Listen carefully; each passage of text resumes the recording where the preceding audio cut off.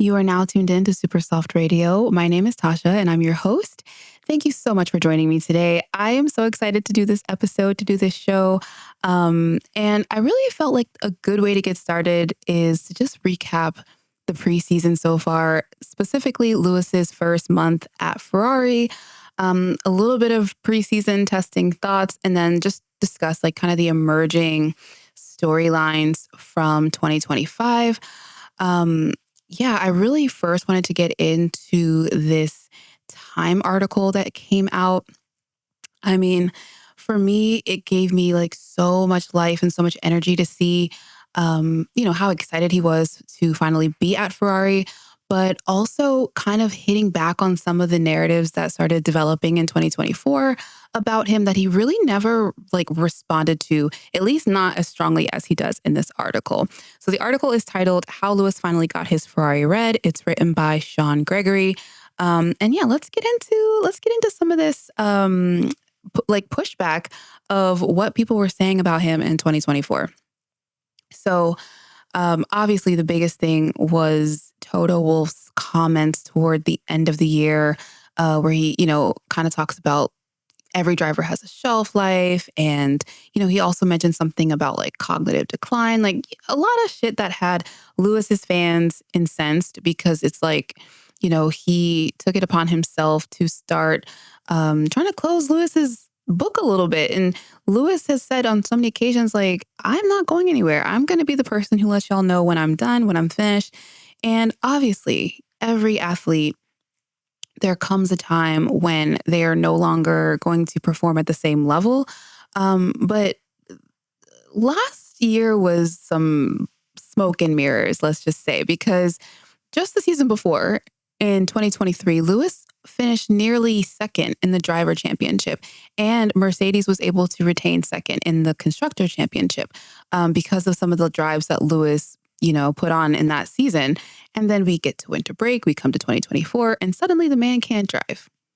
And I just feel like unless he had a brain injury that I was unaware of, or I don't know, some massive life change that we were just all unaware of, it just never really made sense how night and day this, seemed to be. Like, you just, again, athletes age, but declining in the span of a few months is just unheard of. So yeah, unless some other information comes out about like, an injury or something, I never believed it. I'm so glad that I was not led astray, led to believe that Lewis Hamilton was washed or anywhere near it. The W15 is trash. The W14 is trash. And the W13 is trash. Mercedes, simply put, has not gotten the regulations right the entire time that we've, had them. And to see them kind of like blame that on Lewis's aging specifically, as if he's not the one who was guinea pig testing the car these past 3 seasons to try to get it to something drivable, is actually insane. Like, when you really, really peep it, like, it's extremely crazy how they try to pin the failure of race wins and performance improvement on Lewis when he actually was the guy testing the car the most and helping bring the car back to some sort of like standard, their standard. So of course, after all of that, there's like a shit ton of negativity about him. Everybody couldn't wait to kind of like throw dirt on his name, dance on his grave, like all that stuff. Like, everybody just wanted this narrative that he was no longer a top performing athlete to be true so bad. And yeah, he just kind of like took it on the chin. But in this article, he gets his lick back. So my favorite quote or passage from this article, like the minute I read it, I was like, thank God we are so fucking back. He says, "Don't ever compare me to anybody else. I'm the first and only Black driver that's ever been in this sport. I'm built different. I've been through a lot. I've had my own journey. You can't compare me to another 40-year-old, past or present Formula One driver in history because they are nothing like me. I'm hungry, driven, don't have a wife and kids. I'm focused on one thing, and that's winning. That's my number one priority."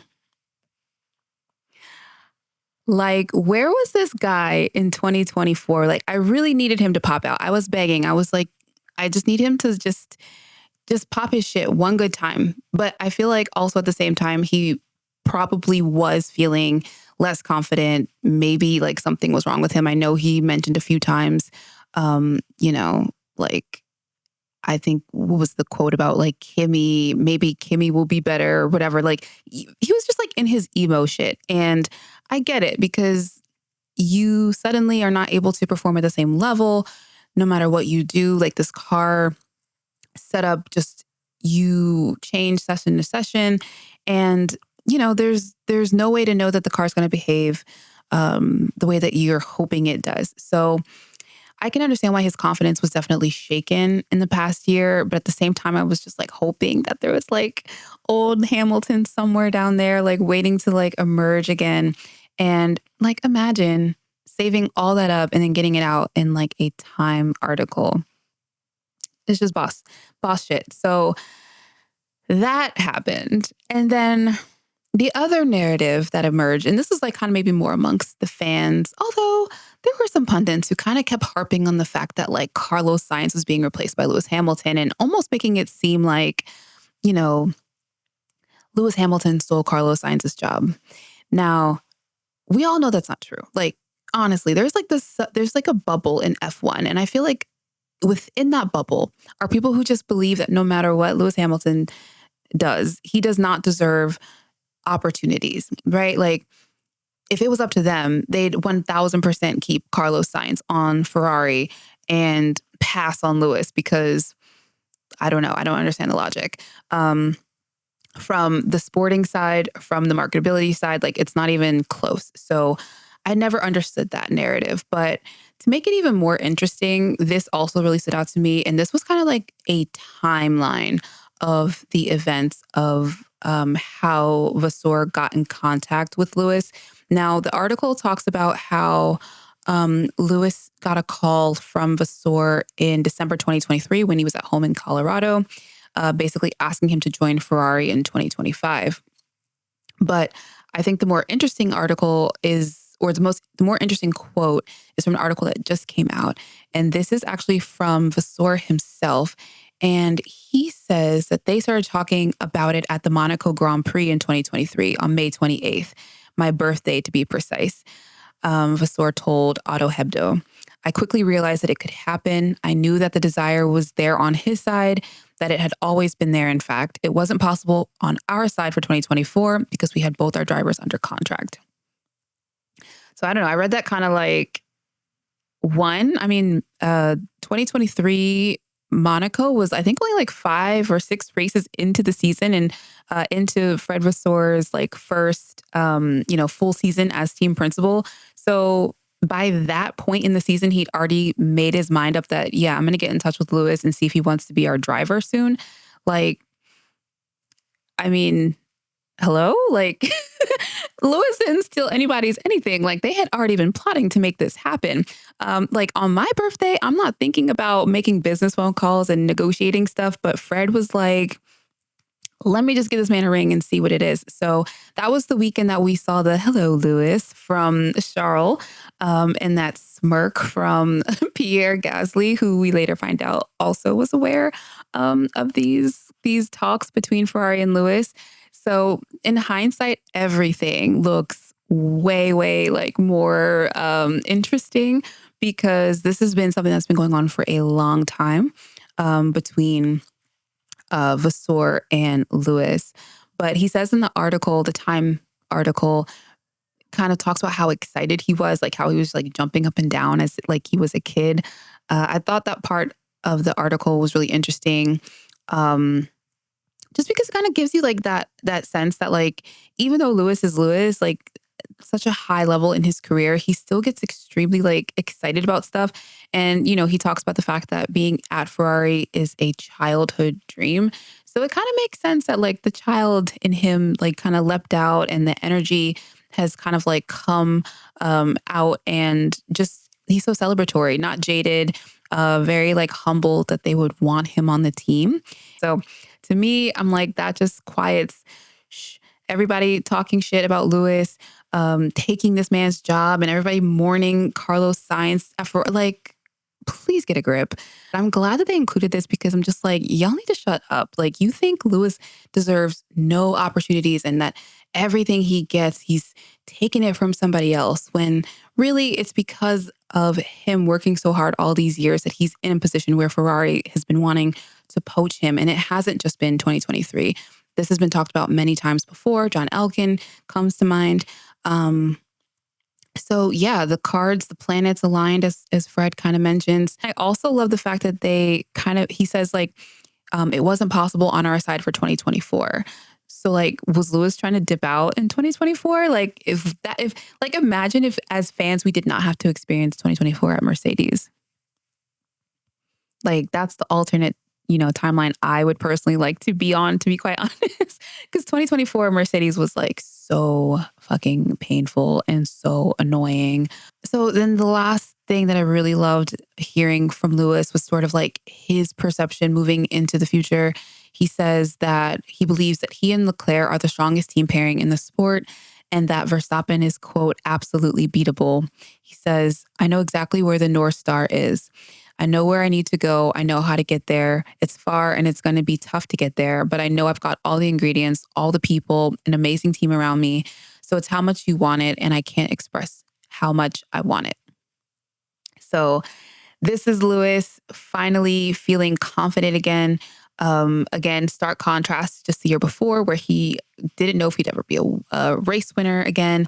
If he didn't know, if he would kind of feel like himself again. And to me, for him to say flat out that he and Leclerc are the strongest driver pairing is just, again, him coming back into like his body, coming back into his mind of like, yeah, I'm him. Like, why shouldn't I, feel like I'm a contender or feel like I'm worth putting, some support behind. So yeah, I'm really, really excited for this Lewis to emerge. Like, we needed this guy for this exact moment. And so keep in mind, according to this article, they did this interview on February 14th. So by this point, we haven't even done preseason testing in Bahrain. He's only tested, I think, 2 of the older Ferraris at this point. Like, he really doesn't have much to go off of, except for the fact that some energetic shift has occurred. You know what I mean? So it's like the fact that he feels this confident before even getting to the first race. Yeah, he was just like, I'm going to let you guys know beforehand. I'm not going to wait until the car feels a certain way. I'm letting you know how I feel. So yeah, I feel like this is a really good sign for the season ahead. And, as a fan, obviously, I'm excited to hear him just pop his shit. But for him, more so, because I'm just like, sometimes he has this tendency to just, he wants to do his talking on the track. That's his infamous, saying. But every once in a while, I just wish he would just talk his shit, like, for real, because he's the only one who can actually do that. And he just needs to do it more often. So I really just feel like this season period is just going to be a lot of fun. But especially for Lewis fans, like, baby, we have been in the trenches, okay? Like, we are God's strongest soldiers, thugging it out for the past, like, few seasons. But that last season was horrendous. It was torture. It was bad enough that the car was shit, but, like, all the other, like, narratives that were forming around that season just was, like, absolute trash. Like, 0 out of 10 stars. Don't recommend. So just on the fact that we are on the up and up in terms of energy, in terms of confidence, I'm already a happy camper. So in general, this is just a good article to read. There's so much more. There were so many good, like, little gems. Like, he says basically retirement's nowhere on his radar, and that the way he feels right now, he could race until he's 50. Like, mind you, like, like, not even a few years ago, he was saying, like, I don't want to be here when I'm 40. Like, I want to have a wife and kids. Like, I want to have a whole, next part of my life figured out by now. And now that he's 40, he's like, actually, I think I might, I think I might stay. So I'm here for it. I'm happy to stay. As long as he's here, I'm here. As long as he's happy, I'm happy. But yeah, I thought that was even interesting as well, because it's like, not only am I not retiring anytime soon. It might be a whole other decade before I go. So that was good. But yeah, the whole article, the spread, the photos are amazing. These beautiful like black stallions for the shoot. The clothes are like clean and minimal. Like he looks good. The shoot is amazing and the article is great as well. So definitely give it a read before the season starts. So that being said, all of the firsts that have happened this past month have been incredible as well. The first shot of Lewis in front of Enzo Ferrari's house with the red F40, the black pinstripe suit, the black coat, like he looked insane. I was not expecting to see that shot. So I was scrolling and it just like stopped me dead in my tracks. Like it took me a long time for my eyes to kind of adjust to the photo that I was seeing because it's just like, dude, this is the beginning of something historic and iconic. Like he just looks like a boss. Like he really does. Like he just looked incredible. And then of course, Ferrari put out the video of him like going around and saying hi to everybody and shaking hands, and he just looked so comfortable. So yeah, they kicked off their era on an extremely high note. Then we get the shot of Lewis in his race suit for the first time. And that was even more surreal because that's the shot we've been waiting on, obviously, since this entire thing was announced. And to like see him like in it finally just kind of broke my brain. I thought it was another AI rendering. I was like, guys, please wait. We're going to get an official shot at some point. But no, like that was it. Like that was the shot.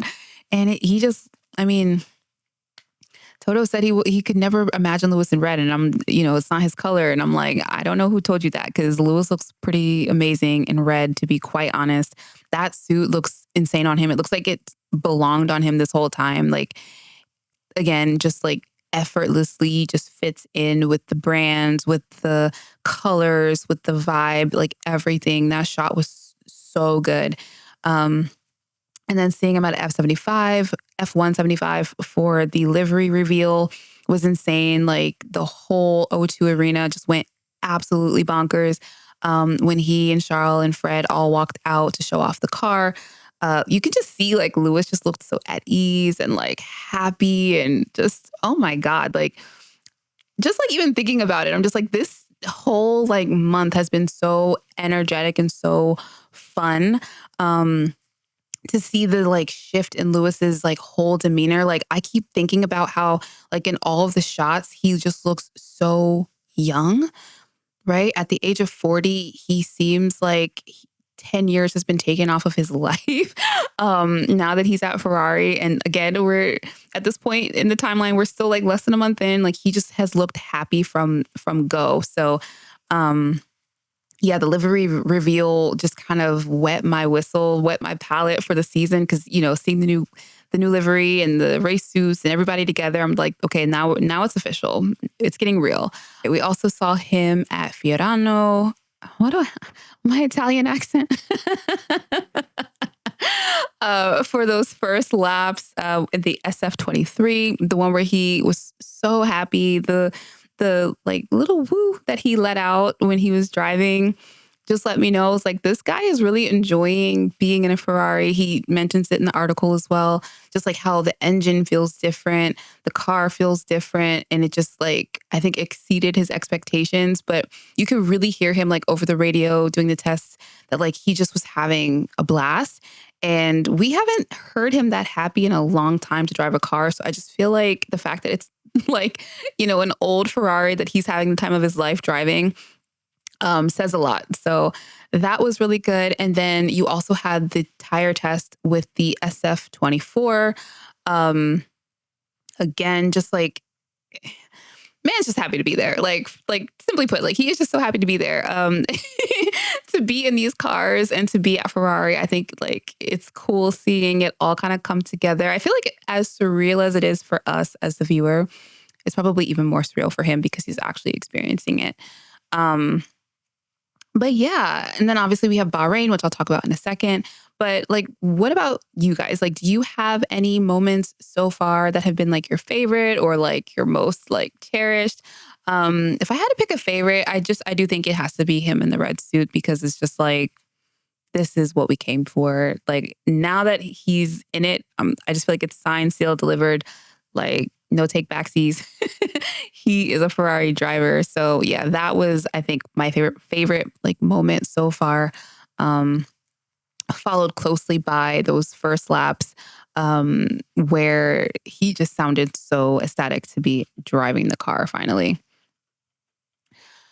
And then we had something just yesterday, which was the Ferrari drivers presentation. They essentially shut down Milan so that Charles and Lewis could drive around like a kind of makeshift track and just show off again some older cars. This time we were in the SF21. The engine sounded so good, by the way. But yeah, we got to kind of see them like do some like cute little test runs and wave to the crowd. The crowd was massive. And it was just like, again, another interesting event where you see like just the full energy like behind Ferrari, not just the team, the drivers, but like the fans themselves are just, everybody's just so excited, like buzzing almost. And I just feel like there's like a lot of activity. We're being really spoiled. We got donuts from Lewis, donuts from Charles. Then we got double donuts. That was cute. Charles came out of nowhere during one of Lewis's laps. So we saw them together, driving together for the first time. That was interesting. And Lewis, like an overtake. I mean, I don't know. Like it was just like kind of cute. The audio issues during the interviews was a little bit annoying because you didn't really get to hear that well. Like Fred, you didn't really get to hear Lewis that well. Charles was okay. I think he kind of went on before all of the technical difficulties, but I'm sure they said lovely things. And Lewis was speaking Italian. That was cute. Except for at the end when they did the Italian national anthem and Lewis didn't fully know it or know it at all. It's like he spent all his time like learning conversational phrases and forgot about like, you know, the fact that when he wins, he's going to have to be up there singing the national anthem. So then they had like a little like parade moment. And then like the group chat was crazy. Like Lewis and Charles getting into this like drop top Ferrari and they were both all caked up. Like that had the group chat going for a second. The girls are feral. Okay. That was like a fun like moment. And it's also just in general nice to see Charles and Lewis kind of getting on so well. They got on well even before this. And I don't know if that's just because they knew they would be teammates for a while or what, but you know, they have a really good like kind of relationship. They're playing chess all the time. They're playing chess at the F175 event. So yeah, it was like a fun like moment. It's just nice seeing them get on, especially after our last teammate. Yeah. Anyway. And I think once we got to the Italian national anthem, the social battery was depleted. This has been a month long, like all gas, like, you know, full out marketing campaign, photo shoots, video shoots, testing, more testing, you know, fittings, dinners. Like, I feel like, you know, if it was me, my social battery would be empty. So I know his is quite depleted. He's having to like speak 2 languages now. He's learning all these new people, names, faces, you know, like there's a lot going on. So I do hope he's sleeping well because after this is just now we're back into the season. So yeah, it's been nice.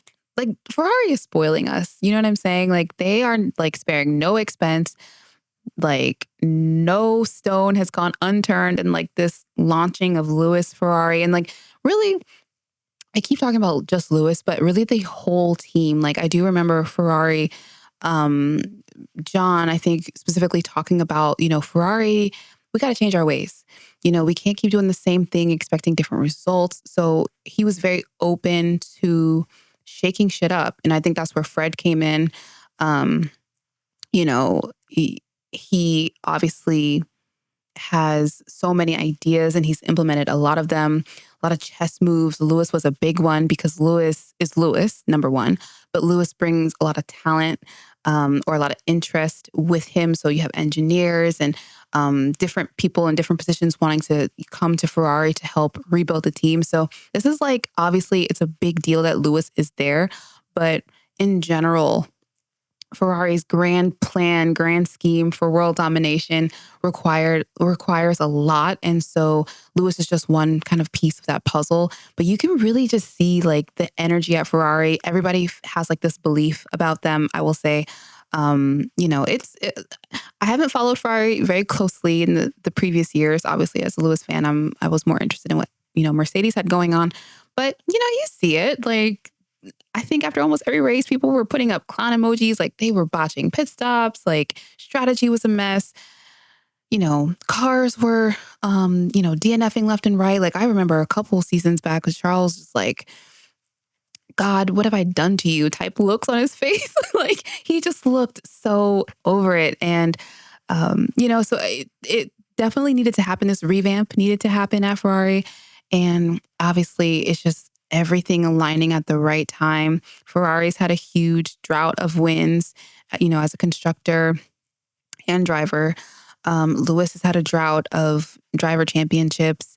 So it's like, if everybody's kind of like on the same page here, let's proceed, let's win these championships. And so, yeah, like for me, seeing these like events happening just means that the team feels really confident. And I will say, like, to kind of like summarize maybe this section of the video, is that like this really fully highlights that you should absolutely only go where you're wanted. Um, Mercedes probably felt like a forever type of situation. And I could see why. They've won so many, championships together. They've been through so much together. But just because you've been somewhere for a long time doesn't necessarily mean that, that's where you have to stay. And even though you're trying something new and doing something new with your life, and especially at the age of 40, like you should give it, absolutely give it your all and go for it. And so that's just, for me, I'm just like, there's a lesson in this. There's a ministry in this. And it really is like, number one, your life's not over at a certain age. If you still feel like you want to go for something, go for something. And don't let anybody tell you what you can and cannot do. But again, go where you're wanted. And I think that goes a long way because of the fact that like, it just energizes you so much. Other people's energy either feeds into you or it siphons off of you. And I do feel like at a certain point, Mercedes just was kind of siphoning his energy. And again, you see it like comparing photos from last season and just the first month at Ferrari is like night and day. For me, I just feel like one, I'm happy he's happy. I think I keep saying this, but like his energy has shifted so tremendously and we're barely, 40 days with this team. So his energy shift has been so massive and his like demeanor has been so positive and he's been so happy. And I just feel like as a fan, just to see that change has been like really incredible to see. Because I want to see him at his best. I don't want to see depressed Lewis. Nobody wants to see depressed Lewis. And I will say it's actually kind of crazy to think too, like how well he was wearing it because like the past like few years on the track has been a nightmare, but he still has been doing stuff. He still has like his fashion stuff. He still has his philanthropy. He's, working on this movie. He's doing a lot of stuff. He still has his, skydiving and all his, extracurriculars when he's not driving. What else? Like so many things. And so even when he was losing on track, he still was winning. You know what I mean? So that said, the night and day kind of shift is like still kind of like taking me back a little bit. I'm like, damn, was it that bad? Yeah, it's amazing what being in a new environment will do for you. Seeing kind of the relationship at Mercedes wane, I felt was like a little bit heartbreaking because, Lewis, I think thought that would be it. He would end his career there. That's all his family. They've been through so much together. So I think seeing that just kind of like fizzle out the way that it did, I think was hurtful. He says, no hard feelings, but I mean, I don't know. I've had hard feelings for less, if you know what I'm saying. So I just feel like it's just like a lot to deal with, and he's only one person.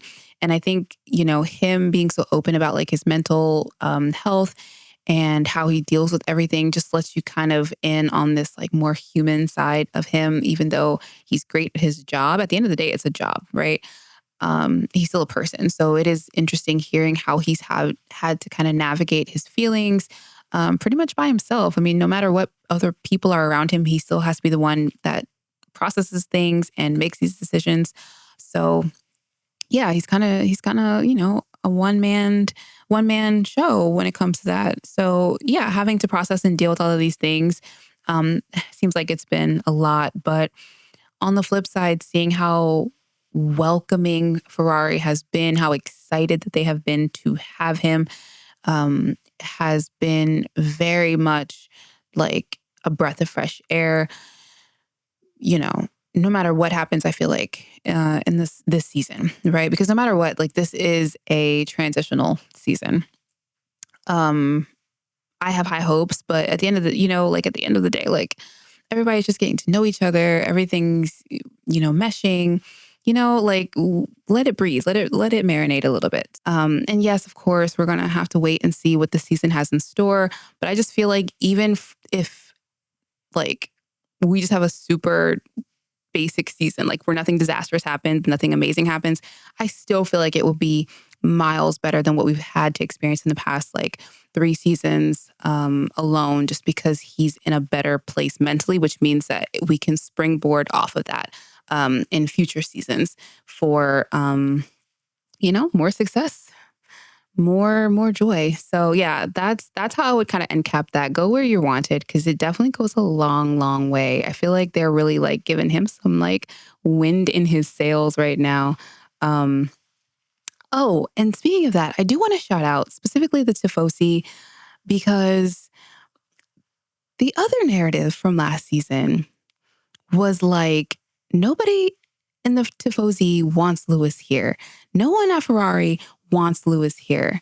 And let me just tell you, seeing the crowd, the line of people that showed up to see Lewis drive these older Ferraris, to see him do his very first laps, has been insane. The support has been insane. The Tifosi, the energy is energying. You know what I'm saying? Like for me, it's like palpable, right? Like I almost can like feel it through the screen. Um, there was a lady, I think it was a lady. She cut down a tree at the track, y'all. Like she was like, we need an unobstructed view of Lewis's first laps. Like this tree will grow back. Okay. But these laps, Lewis's first laps, we can't redo those. I was like, I fuck with that. Like, you're so real for that. Like, yeah, cut that tree down, girl, so everybody can see. And then yesterday in Milan at the presentation, there was Tifosi like in the trees as well. And I'm just like, bro, I know a tree in Italy hate to see the Tifosi coming, because y'all are crazy. Y'all do anything to them damn trees.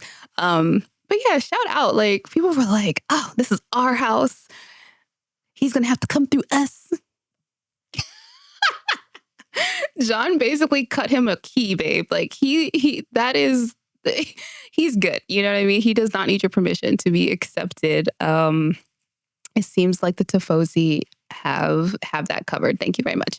F1 Twitter is surprisingly not the end all be all of Formula One community. So the other shout out is to the cinematographers and the editors and the social media team at Ferrari. They were starting to get really good when even Carlos was there, like maybe a couple years ago, like 2022, 2023 season. Things were starting to get a little like interesting. So, like it was really cinematic, but like, have they hired somebody who is like going for an Oscar or like what? Like, I don't know. Like the documentarian style of everything is like, again, energetic. Like, I think that's just kind of like the recurring theme. High energy, very passionate, full throttle. Like that's just what it feels like when you look at it. Everything just looks fast. Everything looks like, stable. Everything just, I don't know, it just looks so amazing. But like they're shooting at different angles. I'm seeing like Dutch angles and like bird's eye and like you can tell they're kind of tapping into like Italian cinema. You're getting like these really cool like push-in shots and like these cool zooms and the font on the screen, the text. Oh my God. Like if you're a movie nerd, cinema nerd, what Ferrari is doing on their social media is like just chef's kiss. After or like during the presentation video on YouTube, Ferrari premiered like some, I don't know, kind of like trailer, I don't know, like a team appreciation, fan appreciation, sort of like the theme was like Forza Ferrari. And yeah, like just getting the sense of like how passionate every single person is in Maranello about this team. I felt like I was going to run through a brick wall after I watched that. I was so hype. The Forza Ferrari was like coursing through my veins. I was like, yes, give me my flare. I'm ready to be at the track. I'm about to throw up some red smoke. Like, oh my God, great video. So, yeah, everybody like on every level is just showing up and showing out.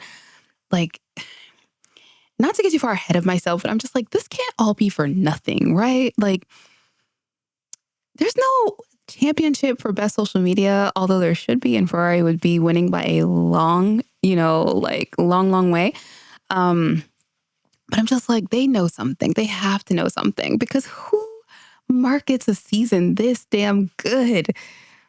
And then we get a bum ass car. You know what I mean? Like that would just be nuts. That would just be crazy. That's all I'm saying.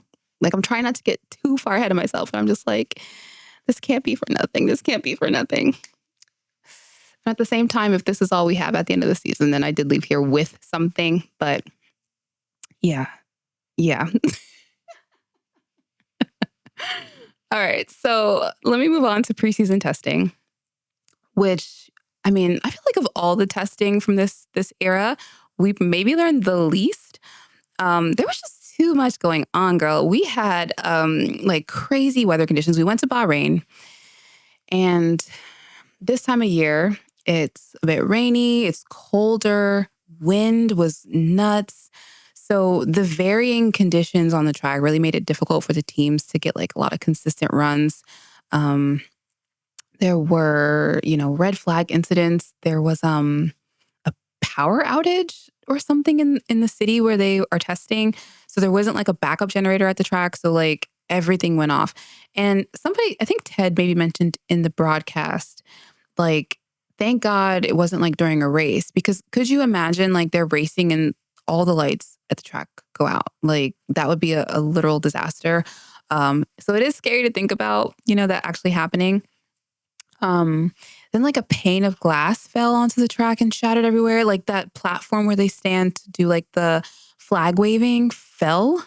And again, if this was like a race weekend, somebody would have been standing on that. You know what I'm saying? Like we need to get it together, Bahrain. Cause whoa.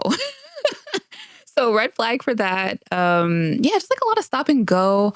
And then outside of that, each team was really, I think, just doing their own thing. It was really difficult to kind of create like a pecking order. I know a lot of people have come out and analyzed stuff like, certain data to give their opinion overall. But yeah, I just think it was like too many inconsistent like runs for me in my, amateur technical sense to really gauge anything. So I'm obviously just going to wait until, Australia, which is a week from now, to really see where everybody's at. But in terms of like Ferrari specifically, I mean, the car looked really good at some points and it looked a little wonky others, which seems natural. They had a lot of stuff probably to test.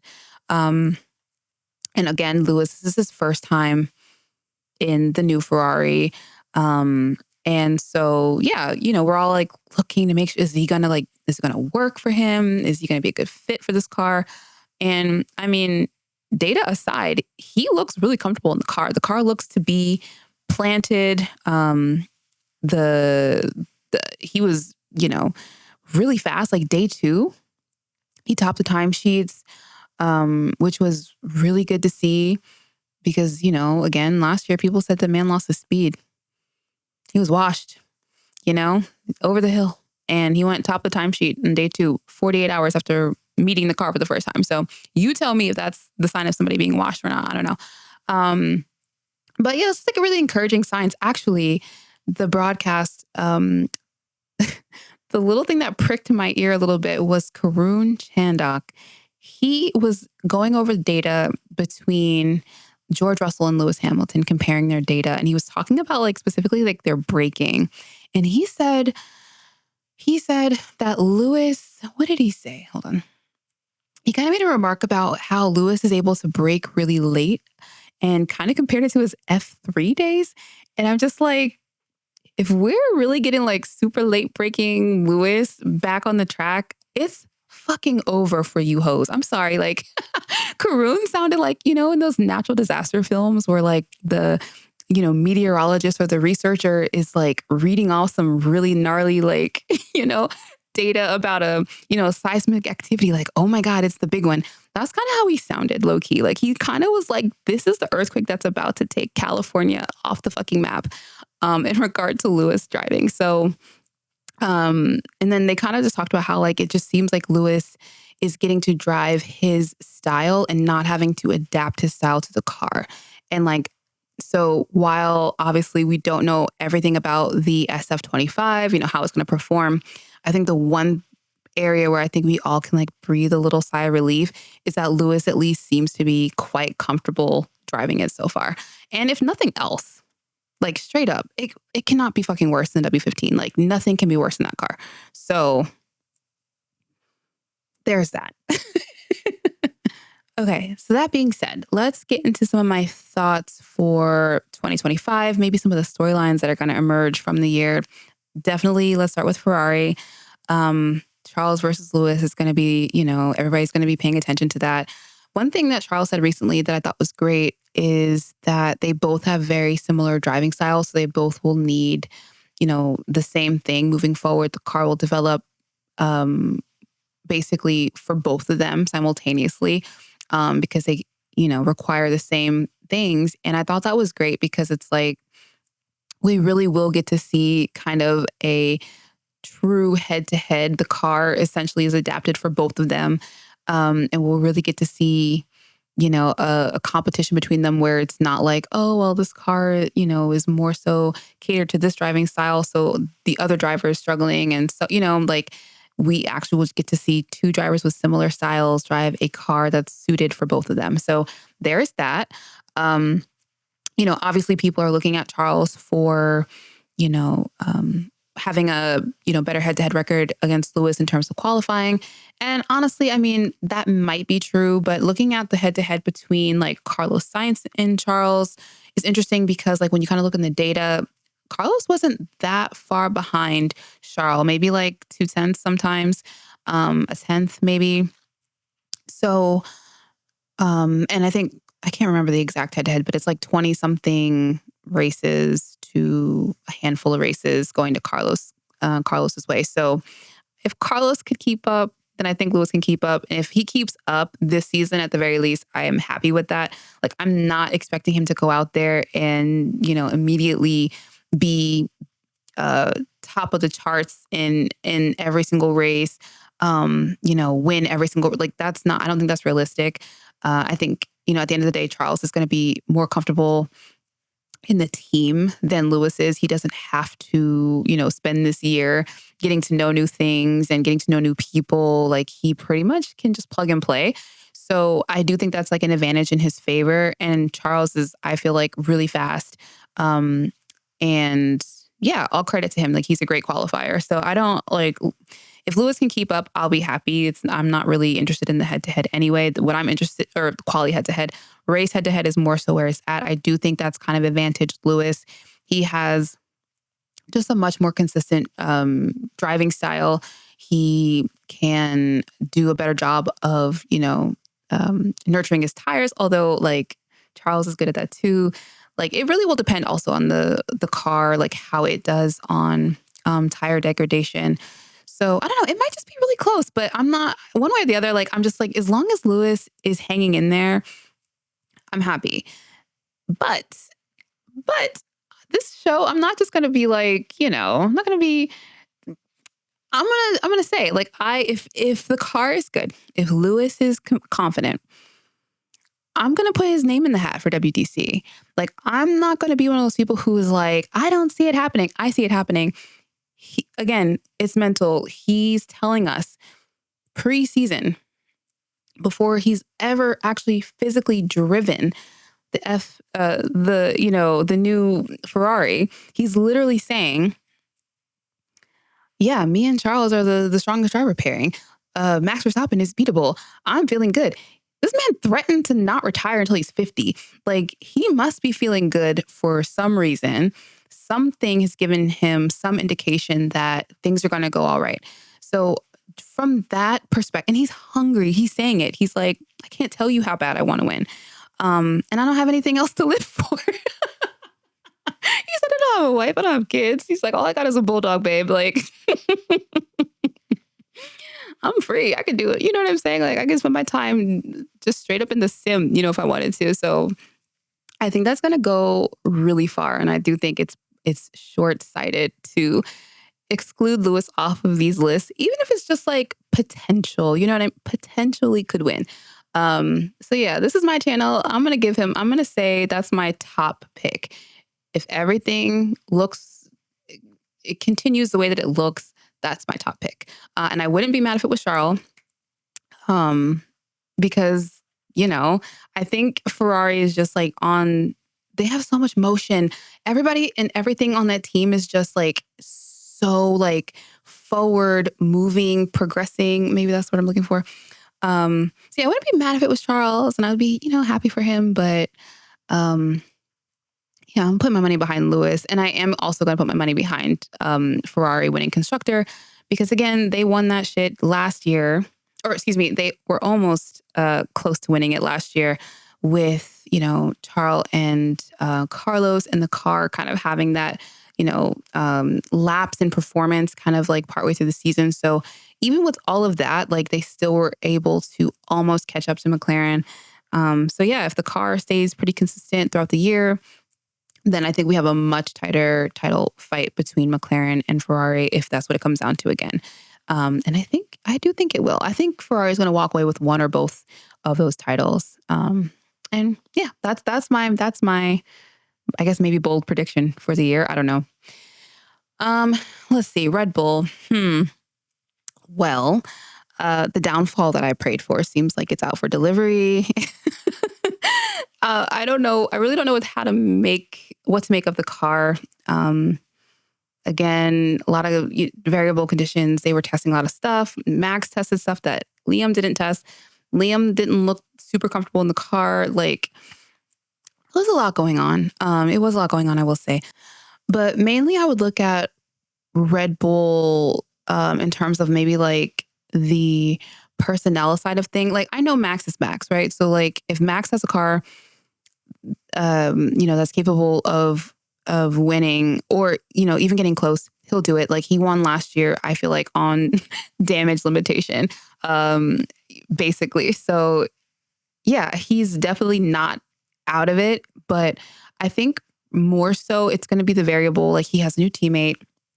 Liam Lawson, to me, does not come across as somebody who is like, timid and shy. Like, you can tell he's ready for his moment in the sun. So that'll be interesting to see how he kind of adapts to a teammate who may not really,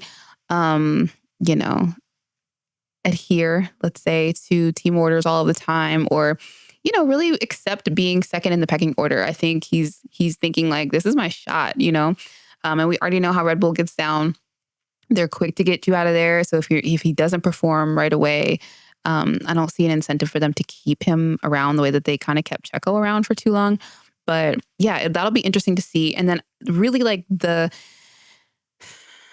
team management side, right? So like in 2022, 2023, the team was a well-oiled machine. Pit stops were great. Strategy was great. Verstappen was doing a good job driving. Like everything just kind of like was flowing. And then everything happened with Horner, and then, Newey's leaving, Wheatley's leaving, lots of personnel shakeups at Red Bull. It'll just be interesting to see, like, how they recover or how, maybe they don't this season. So I think a lot of the performance side is going to rely on that. And that's what I'll say about Red Bull.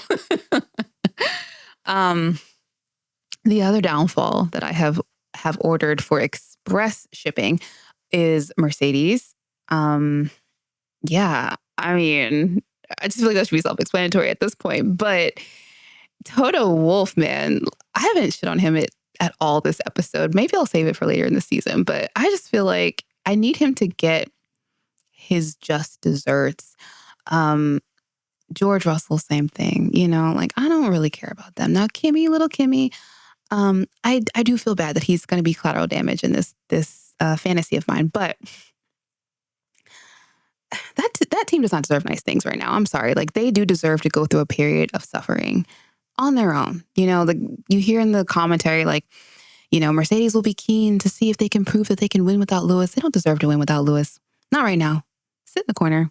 You know what I'm saying? Like, zip it, sit in the corner, don't say shit. Like, let them stew in this for a minute. Like, this boneheaded, stupid decision to release Lewis Hamilton to your number one competitor. Like, for what? For what?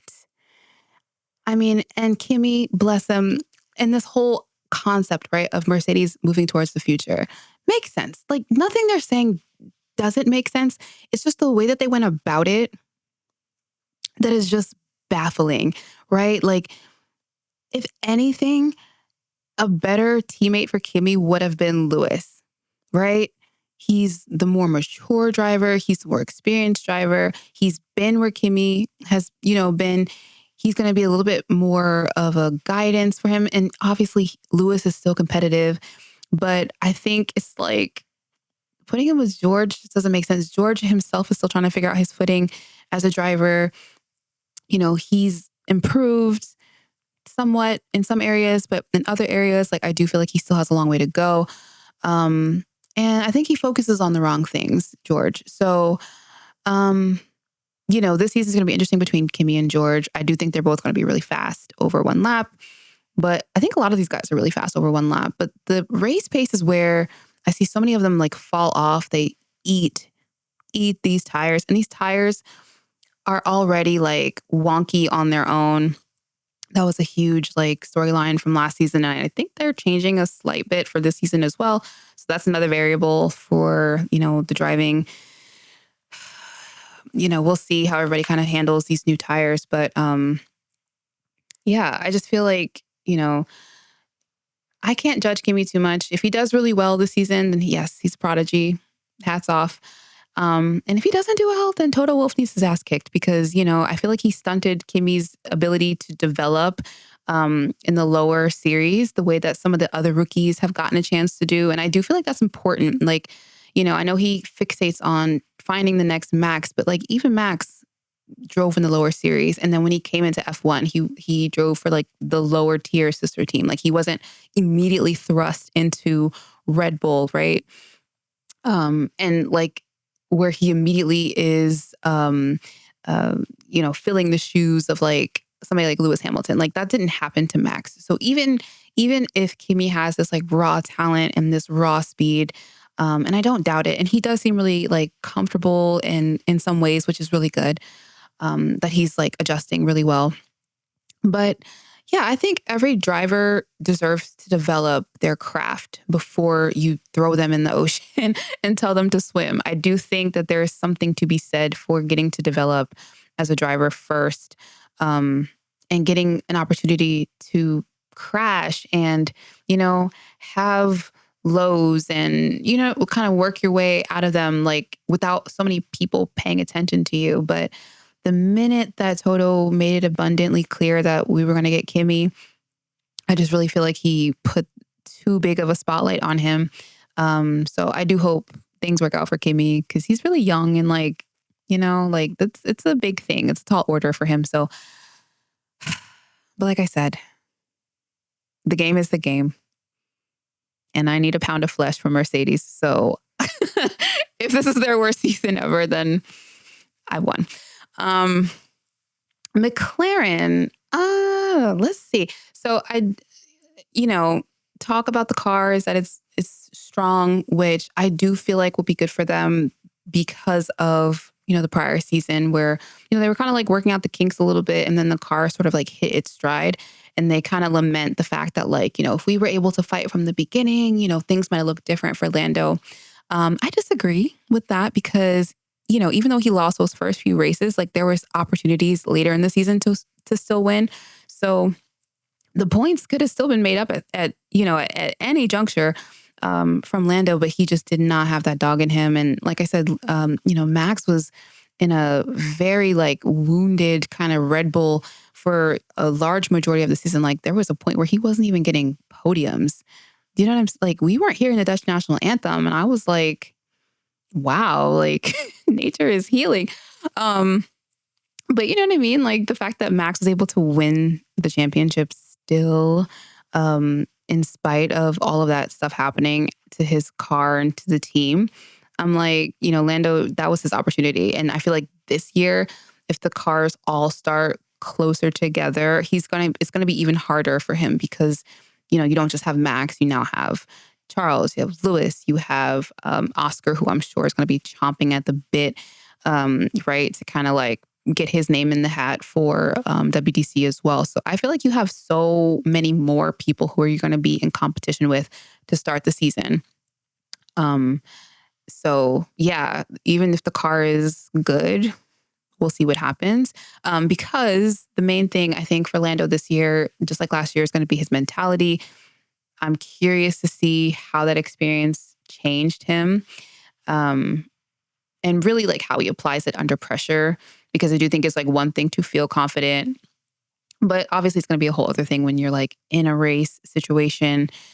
We saw like, Silverstone last year, for example, overshooting his mark during the pit stop, and that costs a bit of time and just enough time for Lewis to overtake him for the lead of the race. So it's like stuff like that, like the little mistakes that happen under pressure. Can we overcome them? I don't know. But yeah, with that being said, I think Oscar kind of suffers from maybe something similar. Like the end of last season was a little bit flat for him. It wasn't where I was expecting him to be given the, momentum he had throughout the season.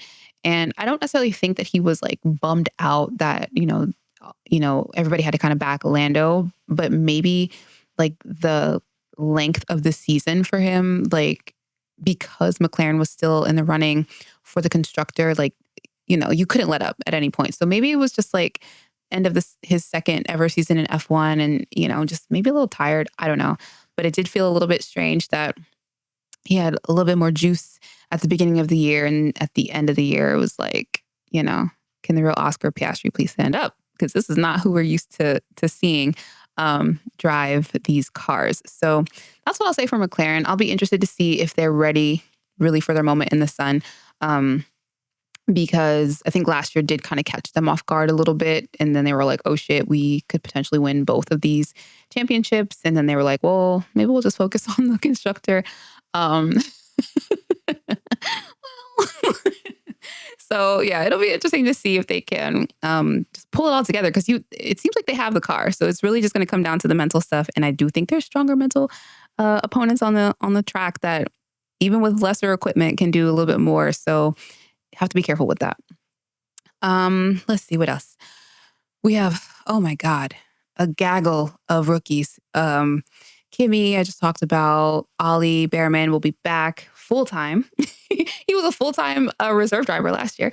But this year we'll see him actually, at Haas with ST Bestie, Jack at Alpine, Isaac with V-Carb, and Gabriel over at Stake. Yeah, I mean, I wish I had more insight into these guys, like their prior careers. But I don't. So I will be watching like everybody else to kind of see, how they shake out, how they do. Honestly, in the past like couple of seasons, the rookies have been very surprising. The ones who have come in. I mean, there's been a couple of outliers, but it seems like everybody who has had their shot has done really decent, which is very surprising. Because F1's a big sport, and again, a lot of eyes. I think Alex Albon talked about this in one of his interviews on at Bahrain testing, where he kind of talked about how like he felt like or feels like driving is the easy part, but it's all of like the noise around F1, like the actual literal, crowd noise, the marketing stuff. Like he feels like that's harder to kind of handle than the actual driving itself. So if that's true for some of the rookies, I think that might be what kind of, they all have to kind of get acclimated to. But yeah, I think once they can all focus and just turn their full attention to driving, I hope that we'll see the similar trend of, they all do relatively well for their teams. Then we have Sainz versus Albon. Speaking of Albon, at Williams. Yeah, I think Sainz is going to bring a lot of experience to the team, which is much needed. Like most of these teams, Williams is in a new kind of regrowth period, making a lot of changes operationally and just trying to get back to their former glory, right? So I think Carlos Sainz was a really good addition to the team. I don't think that they think they'll be fighting for much more than like, I think Carlos said like maybe we'll be in the top 10, maybe. But, probably not podiums, not race wins or anything like that. Alex has had some really decent results in the Williams throughout the years.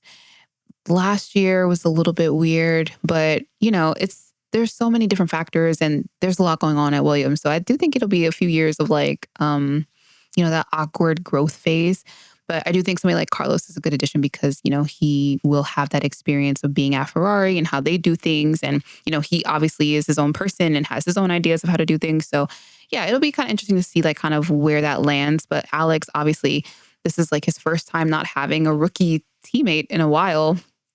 So yeah, we'll see how he kind of like stacks up because so far he's really been the hero and the stability of the team. But, maybe Sainz will come in and change that. I guess we'll see. I don't really have anything for Hulk. Steak is steak. Steak is going to be in the back. I think they're probably going to be 14th out of 10 this season, probably. I don't really think they're planning on investing that much in the car. Yeah, so whatever. We have SD Bestie at Haas. I just talked about Ollie, his younger rookie teammate. So that'll be fun to see kind of the dynamic between them. Haas, again, another team kind of in that rebuilding phase. They're getting a bit more momentum. They had some good like qualifying results, race results last year as well. So yeah, it'll be interesting to see like where that midfield, backfield kind of like ends up because there are teams back there that have been making some really good progress. Even though they're not like anywhere near the front, for where they're at, they have been making progress. So that will be interesting to see how it plays out. And then we just have Aston Martin.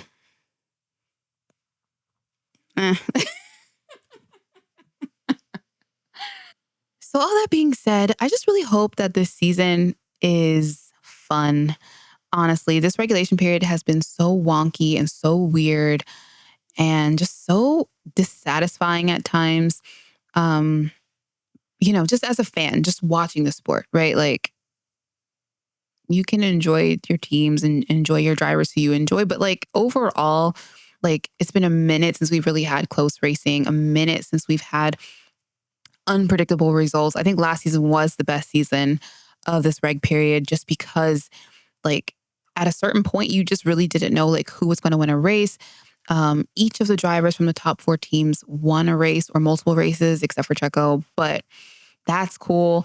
You just like a lot of stuff was happening. Again, the rookies were really good when they came in and were shaking stuff up. And, we had some really good, races. We had Charles winning Monaco and Monza, Lewis at Silverstone, Lewis at Vegas. Oh, that was such a great drive.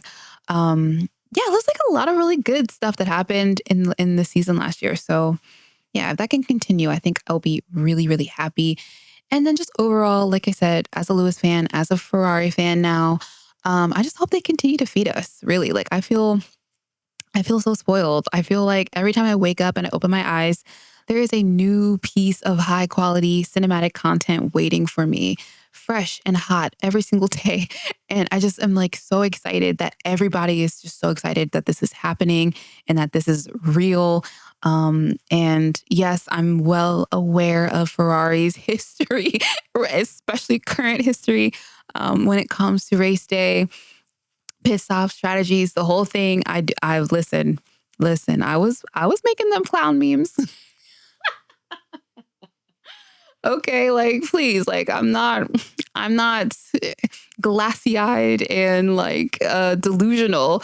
I am delusional, but you know what I mean. Like I know that even though I'm expecting a lot, I'm probably gonna have to like temper it down a little bit.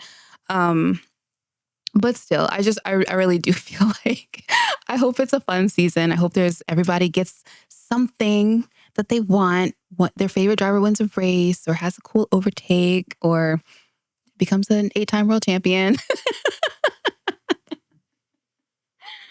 Like, what's on the wish list? You know what I mean? Like, this is our time to manifest. This is our time to, put those good vibes into the atmosphere. Um, So yeah, that's what I'm looking forward to. I will see you guys again next weekend for Australia. Oh my God. Like, you guys don't know. And I honestly, like, let me just for a second.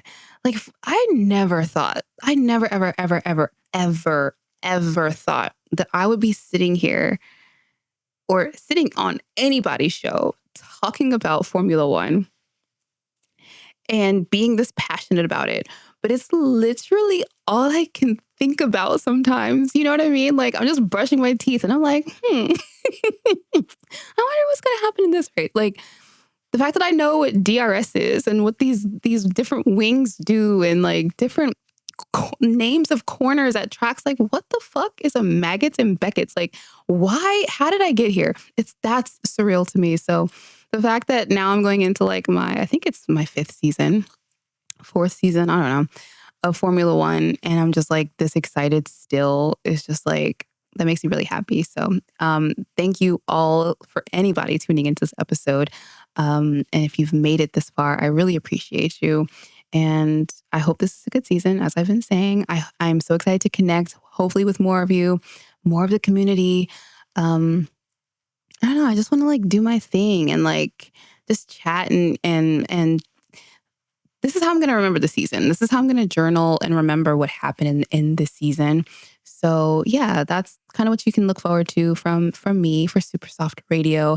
And I'll talk more about it like in future videos as well. So just so you guys get more of an understanding of the branding and the channel and all the stuff. But until then, we're going to just enjoy this first race. I'm Tasha. Thank you again for listening. I'm signing off. Have a good night. That was so much fun, you guys. I'm not going to lie. I always have been nervous about doing like a solo show or like a solo episode because I'm like, what the fuck am I going to talk about for like an hour? But I talk to myself all the time. Do you know what I'm saying? Like, this is just a regular day that ends in Y. That's all I'm saying. Like, it's been so long since I've done a show that I'm like, am I just talking nonstop gibberish? I hope you guys enjoyed this. Leave me a comment if you did. What would Lewis do? That's kind of where I'm at right now this year. I'm like, what would Lewis do? Right? Like, everything sucks. The world is like, I'm letting the world do what it needs to do. You know what I'm saying? Like, I'm just going to be over here. I'm looking so forward to Formula One this year because I need the escape, child. Like I'm not built for this dystopian kind of world that is, well, the more overt version of it, rather, I should say. It's been pretty dystopian for many, many years. But yeah, this is white people business. I'm not getting involved. I'm gonna be right here every weekend watching Formula One. doodling on my iPad and, enjoying what little life that we have left here in America. That's kind of the goal with the show, is just to like have something that I am enjoying and that I'm having fun with. I'm interested in other people's opinions, but like I also don't care at the same time. I just need to talk.